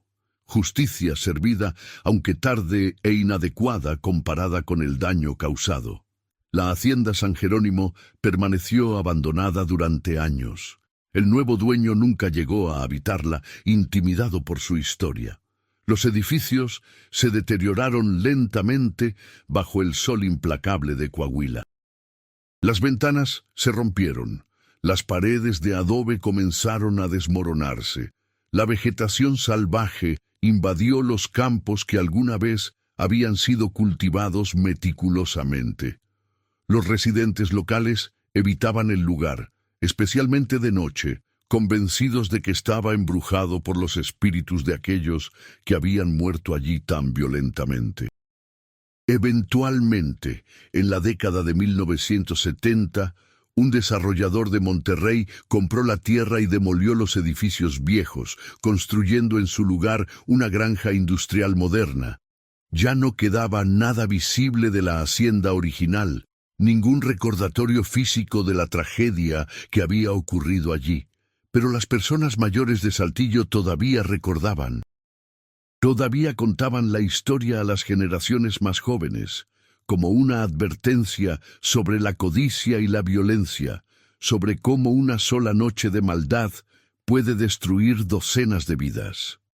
Las hijas de don Augusto y doña Remedios vivieron el resto de sus vidas en Saltillo, criando a sus propias familias, intentando encontrar paz y normalidad después de la tragedia. María del Pilar nunca pudo hablar sobre esa noche sin llorar, incluso décadas después.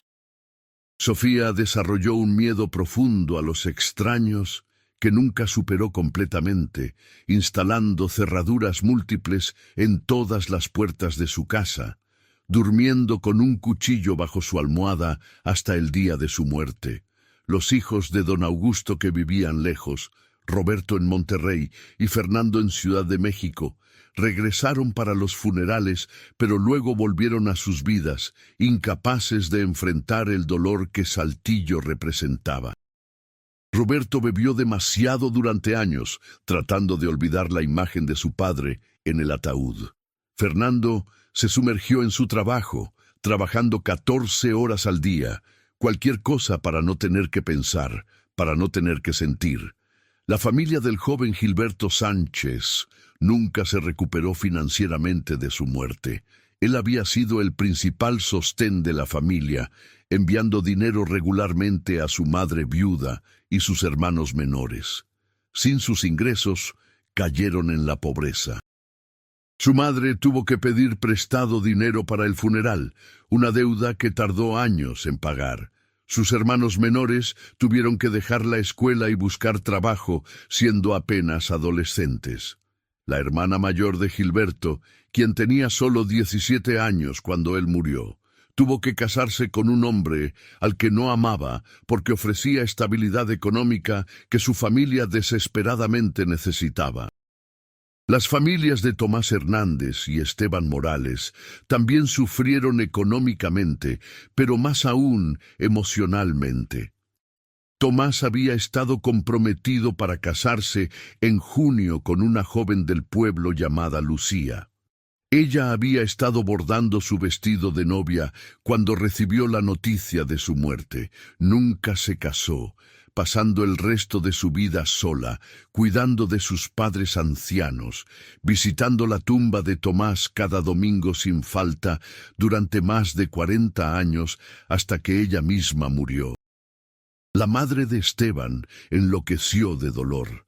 Esteban había sido su único hijo, nacido después de 5 hijas. Ella había puesto todas sus esperanzas en él, había sacrificado todo para darle oportunidades. Su muerte la rompió de una manera que nunca sanó. Comenzó a hablar con él como si todavía estuviera vivo, poniéndole un lugar en la mesa durante las comidas, lavando ropa que él nunca volvería a usar. Su familia intentó ayudarla, pero era como si su mente se hubiera retirado a un lugar donde Esteban todavía vivía, y nada podía traerla de vuelta a la realidad. En los años posteriores a la masacre, el crimen violento en las zonas rurales de Coahuila aumentó. La historia de lo que había sucedido en la hacienda San Jerónimo se extendió y perversamente algunos criminales la vieron no como una advertencia, sino como inspiración. Si 3 hombres podían casi escaparse con 22,000 pesos, ¿qué impedía que otros lo intentaran? Hubo una ola de asaltos a ranchos aislados durante los años 50, algunos exitosos, otros terminando en violencia similar a la de San Jerónimo. El gobierno estatal finalmente respondió aumentando la presencia policial en áreas rurales y estableciendo patrullas regulares.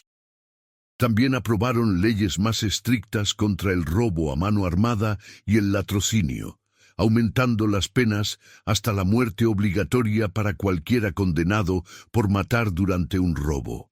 Estas medidas gradualmente redujeron los incidentes, pero nunca los eliminaron completamente.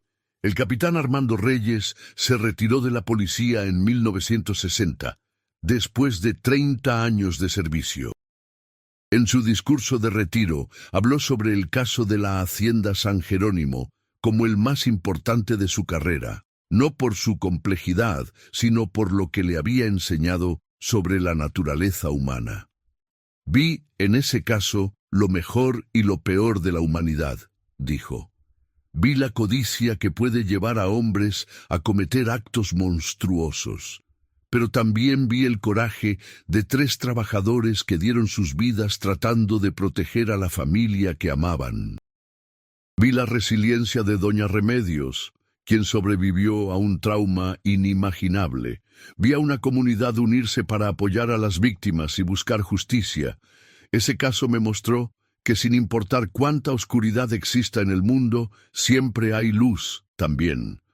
Nuestra responsabilidad como oficiales de la ley es proteger esa luz, castigar la oscuridad y dar a las víctimas una voz cuando ya no pueden hablar por sí mismas. Murió en 1975 a los 75 años, rodeado de su familia. En su funeral, muchos de los casos que había resuelto durante su carrera fueron mencionados, pero el que más se destacó fue el de la Hacienda San Jerónimo. Su hijo, quien también se había convertido en policía, heredó sus archivos y los donó eventualmente al Museo Histórico de Saltillo, donde permanecen hasta hoy como testimonio de una tragedia que sacudió a toda una región. Décadas después, en los años 90, un periodista joven de Saltillo llamado Miguel Ángel Torres se interesó por la historia. Había oído versiones fragmentadas y contradictorias de viejos residentes y decidió investigar a fondo para escribir un artículo definitivo sobre lo que realmente había sucedido esa noche de abril de 1950. Miguel pasó meses investigando, entrevistando a sobrevivientes y descendientes de las víctimas, revisando archivos policiales y documentos judiciales, visitando el sitio donde alguna vez estuvo la hacienda. Lo que descubrió fue una historia mucho más compleja y trágica de lo que cualquier versión popular había capturado. Descubrió que Rubén Carranza había sido un hombre normal antes de ir a prisión, un carpintero respetable con una esposa y 2 hijos. Fue la prisión la que lo transformó en un criminal violento, exponiéndolo a influencias que corrompieron lo que quedaba de su humanidad. Sus hijos habían sido dados en adopción después de su muerte, creciendo sin saber quién había sido realmente su padre. Probablemente mejor así. Descubrió que Damián había sido un niño soldado traumatizado que nunca recibió ayuda para sus heridas psicológicas, dejado a navegar un mundo que no entendía, con una mente rota por cosas que había visto siendo demasiado joven. Su vida había sido una tragedia desde el principio, una progresión casi inevitable hacia la violencia y autodestrucción. Descubrió que Leandro había sido un hombre desesperado, empujado al crimen por circunstancias económicas que estaban fuera de su control. Una víctima del colapso de la industria minera que había dejado a miles sin empleo y sin opciones. Eso no excusaba lo que había hecho, pero lo contextualizaba, mostrando las fallas sistémicas que habían contribuido a crear las condiciones para tal tragedia. Miguel también descubrió historias sobre las víctimas que humanizaban aún más la tragedia.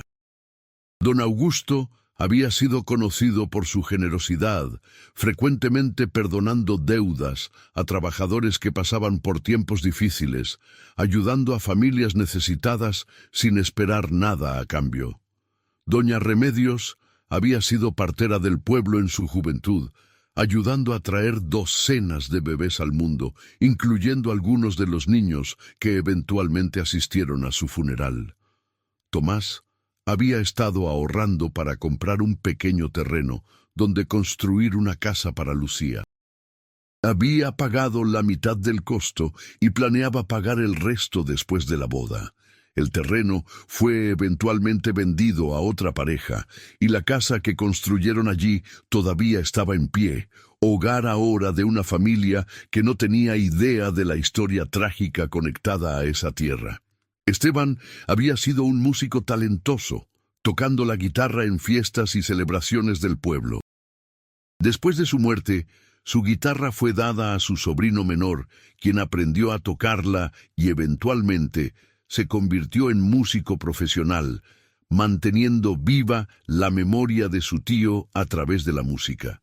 Gilberto había sido el más joven y el más optimista de los 3 trabajadores, siempre sonriendo, siempre viendo el lado bueno de las cosas incluso en tiempos difíciles. Sus amigos recordaban su risa contagiosa y su habilidad para hacer que todos a su alrededor se sintieran mejor. Su muerte había robado no solo una vida, sino también una luz que había iluminado las vidas de muchos otros. El artículo de Miguel fue publicado en el periódico local en abril del año 2000, exactamente 50 años después de la masacre. Fue titulado La noche más oscura de San Jerónimo, 50 años de la tragedia que cambió a Saltillo. El artículo tenía 20 páginas, incluía fotografías de las víctimas, mapas de la hacienda y entrevistas extensas con descendientes y testigos. La respuesta fue abrumadora. Cientos de lectores, muchos de ellos demasiado jóvenes para recordar el evento original, fueron conmovidos por la historia. Algunos escribieron cartas al editor compartiendo sus propias memorias de las víctimas o sus familias. Otros organizaron una vigilia en el sitio donde alguna vez estuvo la hacienda, encendiendo velas y rezando por las almas de aquellos que habían muerto allí. La nieta de don Augusto, una mujer llamada Patricia que tenía 52 años, leyó el artículo y contactó a Miguel. Se reunieron en un café en Saltillo, y Patricia compartió documentos familiares que había estado guardando. Cartas que don Augusto había escrito a sus hijos, fotografías de la hacienda en sus días de gloria, incluso el recibo de venta del ganado que había provocado toda la tragedia. Mi abuela nunca se recuperó, dijo Patricia. Yo era solo una bebé cuando sucedió, así que no la recuerdo antes de la tragedia.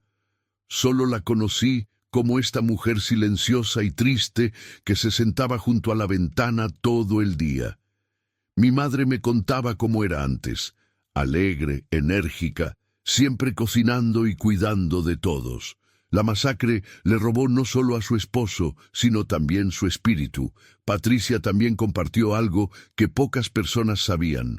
Doña Remedios había escrito un diario durante el año entre la masacre y su muerte. Eran páginas de dolor crudo, procesando trauma, luchando con preguntas sobre fe y justicia que no tenían respuestas fáciles. ¿Por qué permitió Dios que esto sucediera?, escribió doña Remedios en una entrada. Éramos buenas personas. Nunca le hicimos daño a nadie. ¿Por qué fuimos castigados tan cruelmente? No puedo encontrar sentido en esto. No puedo ver ningún propósito. Solo veo maldad, sin razón, sin justificación. En otra entrada escribió: los extraño a todos cada momento de cada día. Extraño la risa de Augusto, su forma de decir mi nombre. Extraño ver a los muchachos trabajando en los campos, sus voces llamándose entre ellos. Extraño la vida que teníamos, la vida que nos fue arrebatada. No quiero seguir viviendo en un mundo sin ellos, pero mis hijas necesitan que sea fuerte. Así que finjo, sonrío cuando debo, asiento cuando hablan. Pero por dentro estoy muerta, tan muerta como ellos. Una de las últimas entradas, escrita solo días antes de su muerte, decía simplemente: pronto estaré con Augusto, pronto descansaré, ya no tendré que fingir, ya no tendré que doler. Espero que Dios me perdone por estar tan lista para dejar este mundo, pero ya no puedo más. He sobrevivido un año más de lo que creí posible. Eso tendrá que ser suficiente. Miguel incluyó extractos de este diario en una segunda parte de su artículo, publicado una semana después. La respuesta fue aún más fuerte.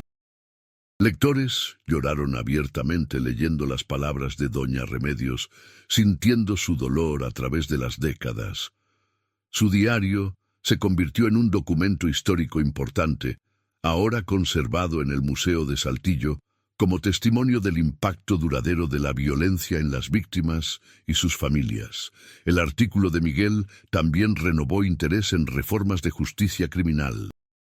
Algunos activistas comenzaron a usar la historia de la Hacienda San Jerónimo como ejemplo de por qué el sistema necesitaba enfocarse no solo en castigo, sino también en prevención y rehabilitación.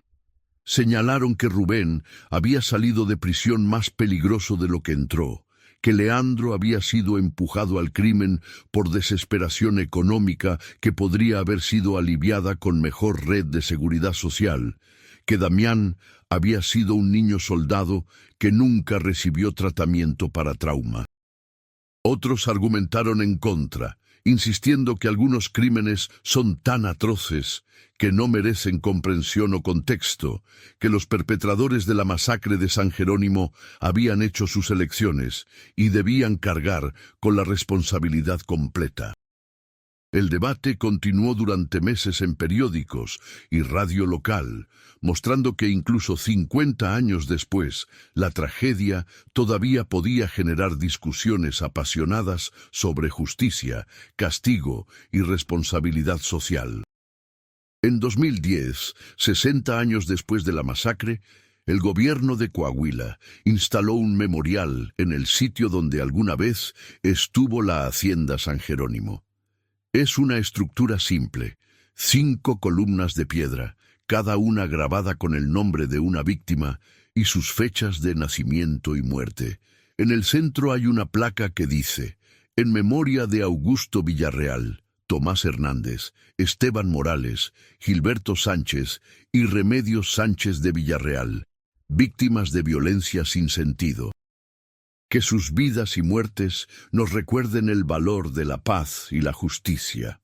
La ceremonia de dedicación del memorial atrajo a más de 100 personas, incluyendo descendientes de las víctimas, oficiales de policía y residentes locales. El gobernador de Coahuila dio un discurso sobre la importancia de recordar el pasado y aprender de él. Esta tragedia sucedió hace 60 años, dijo. Pero sus lecciones siguen siendo relevantes hoy. La violencia siempre deja más víctimas de las que podemos contar. No solo los muertos, sino sus familias, sus comunidades, incluso las familias de los perpetradores. Todos sufren cuando permitimos que la violencia florezca. Debemos trabajar cada día para crear una sociedad donde tragedias como esta sean imposibles. Donde la desesperación económica no empuje a nadie al crimen, donde la salud mental esté disponible para todos, donde la justicia signifique más que solo castigo. Patricia, la nieta de don Augusto, tenía 62 años ahora, la misma edad que su abuelo cuando fue asesinado. Colocó flores en cada una de las 5 columnas, lágrimas corriendo por su rostro arrugado. Nunca conocí a mi abuelo, dijo cuando le pidieron que hablara. Nací después de su muerte, pero he llevado su ausencia conmigo toda mi vida. He visto cómo su muerte afectó a mi madre, cómo le robó la alegría que debería haber tenido.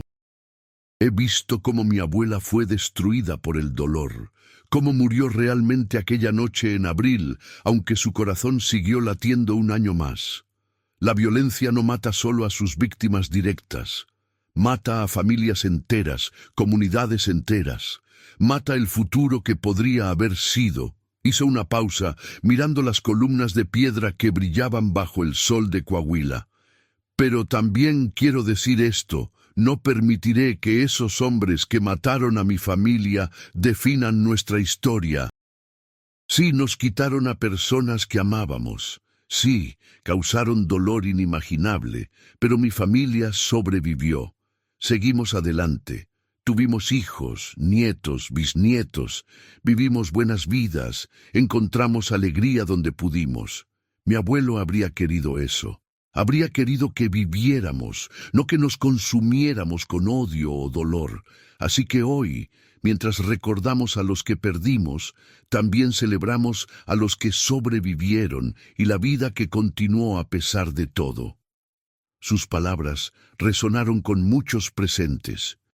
Era un mensaje de esperanza en medio de recuerdos trágicos, una afirmación de que la vida puede continuar incluso después de horror inimaginable, que el espíritu humano es más resiliente de lo que a veces creemos. Hoy, más de 7 décadas después de la masacre de la Hacienda San Jerónimo, pocos recuerdan los eventos de primera mano. Los últimos testigos supervivientes han fallecido, llevándose con ellos recuerdos directos de aquella noche horrible. Pero la historia persiste, transmitida de generación en generación, preservada en archivos y memoriales, una advertencia perpetua sobre el costo de la violencia y la importancia de proteger a los vulnerables.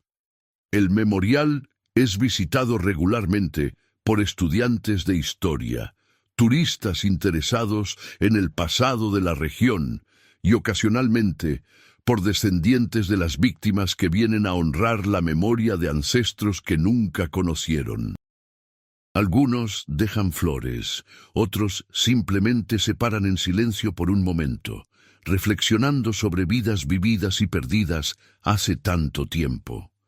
La historia ha sido contada y recontada de muchas formas. En artículos periodísticos, en un libro publicado en 2015 por Miguel Ángel Torres, titulado Sangre en San Jerónimo, en un documental de televisión producido en 2020, e incluso en corridos compuestos por músicos locales que mantienen viva la tradición de contar historias a través de canciones. Cada versión enfatiza aspectos diferentes. Algunos se enfocan en el heroísmo de Tomás, Esteban y Gilberto, 3 hombres que dieron sus vidas para proteger a otros. Otros se enfocan en la tragedia de Doña Remedios, una mujer que sobrevivió físicamente, pero murió espiritualmente aquella noche. Algunos examinan las vidas de los perpetradores, tratando de entender qué lleva a hombres ordinarios a cometer actos extraordinarios de violencia.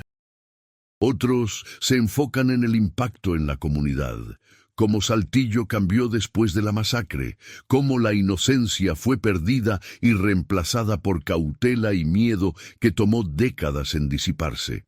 Pero todas las versiones comparten elementos comunes. Un reconocimiento de que lo que sucedió en la Hacienda San Jerónimo fue una tragedia evitable, que decisiones tomadas por unos pocos destruyeron las vidas de muchos, y que la memoria de aquellos que murieron merece ser preservada y honrada. Para los descendientes de las víctimas, la historia es más que historia, es parte de su identidad familiar, una herida que aunque sanada sigue dejando cicatrices. Hablan de sus ancestros con orgullo y tristeza, contando historias transmitidas por padres y abuelos sobre cómo eran antes de aquella noche, qué soñaban, qué amaban, qué dejaron atrás. Los descendientes de Tomás Hernández establecieron una beca en su nombre en la escuela secundaria de Saltillo, otorgada anualmente a estudiantes de familias trabajadoras que muestran dedicación y coraje. Los descendientes de Esteban Morales organizan un festival de música cada año en su honor, celebrando su amor por la guitarra y manteniendo viva la tradición musical que él tanto valoraba. Los descendientes de Gilberto Sánchez establecieron un fondo de ayuda mutua para familias que enfrentan emergencias económicas, asegurando que ninguna familia tenga que enfrentar la desesperación que empujó a Leandro y sus cómplices al crimen. Estas acciones positivas, nacidas de tragedia, son quizás el mejor tributo a los muertos. No pueden traerlos de vuelta, no pueden deshacer el dolor causado, pero pueden asegurar que sus muertes no fueron completamente en vano, que algo bueno eventualmente emergió de la oscuridad. La noche del 14 de abril de 1950 fue, sin duda, la noche más oscura en la historia de la Hacienda San Jerónimo y una de las más oscuras en la historia de Saltillo. Pero en las décadas que siguieron, también se convirtió en una lección sobre resiliencia, sobre cómo las comunidades pueden sanar de trauma, sobre cómo la memoria puede servir no solo para llorar el pasado, sino también para informar y mejorar el futuro. Los campos donde alguna vez estuvo la hacienda ahora están llenos de vida nuevamente.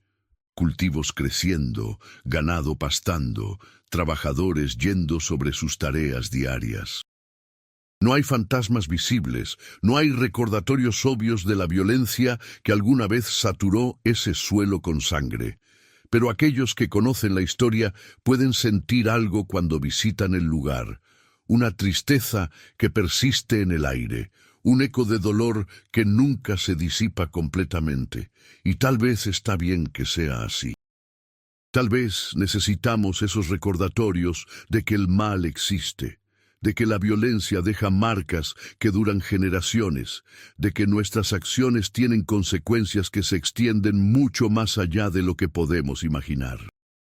Tal vez necesitamos recordar historias como la de la Hacienda San Jerónimo para que trabajemos más duro, para prevenir que se repitan, para que valoremos la paz y la seguridad que a menudo damos por sentado, para que tratemos a cada vida humana con el respeto y la dignidad que merece.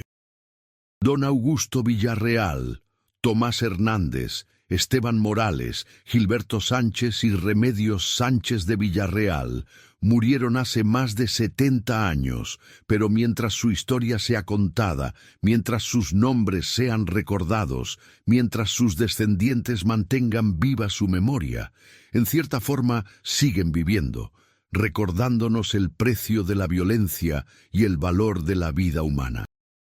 Que descansen en paz y que sus historias continúen enseñando a generaciones futuras sobre el costo verdadero del crimen, la importancia de la justicia y la necesidad perpetua de proteger a los inocentes de aquellos que buscarían hacerles daño.